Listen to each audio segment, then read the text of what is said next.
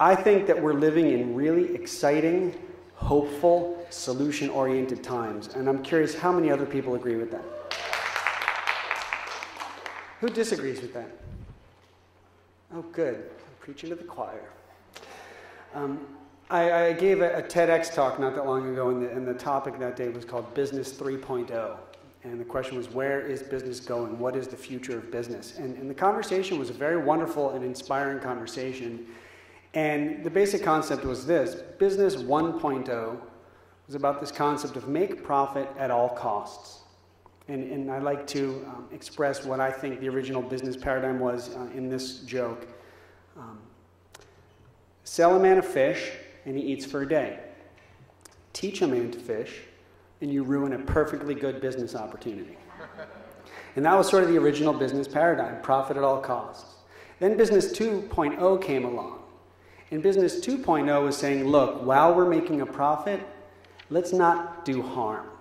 Let's think about the environment. Let's think about the social implications of what we do. Let's not marginalize people.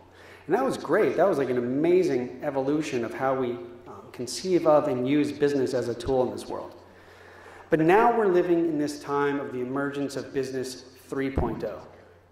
And Business 3.0, in my estimation, is that we're finally realizing that business, commerce, economy, the thing that touches every single person in the world, whether you're an indigenous member of the Achuar tribe in the Amazon, or if you're sitting here in this room, business and commerce touches everybody. And we're finally realizing that business is a vehicle for creating the good we want to see in the world. And left and right, we're seeing entrepreneurs who are building businesses that are making the world a better place. We're seeing investors move their capital into businesses that build a better world. And I just think that is an amazing, exciting time. And I think often of my mentor and dear friend, a man named Paul Hawken, who once said, you can blame people for knocking things over in the dark, or you can begin to light candles. And when I come to an event like this, I see and I get reinvigorated and re-inspired by the people who are lighting candles and really trying to build another paradigm. So give yourselves a hand for being part of this whole experience.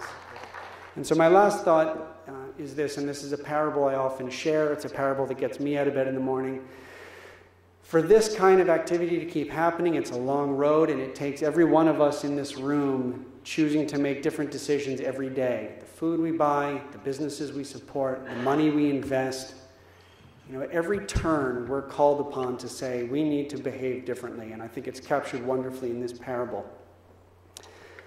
An elderly Cherokee woman was teaching her grandchildren about life.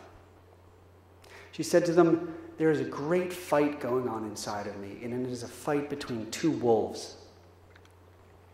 The first wolf is fear and greed and anger and self-doubt and competition and low self-esteem and all the negative things in the world.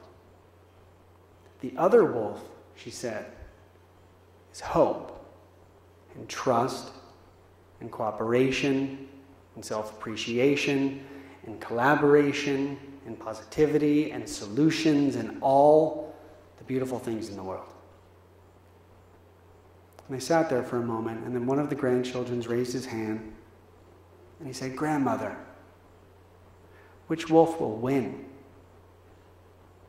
And she said simply, "The one you feed."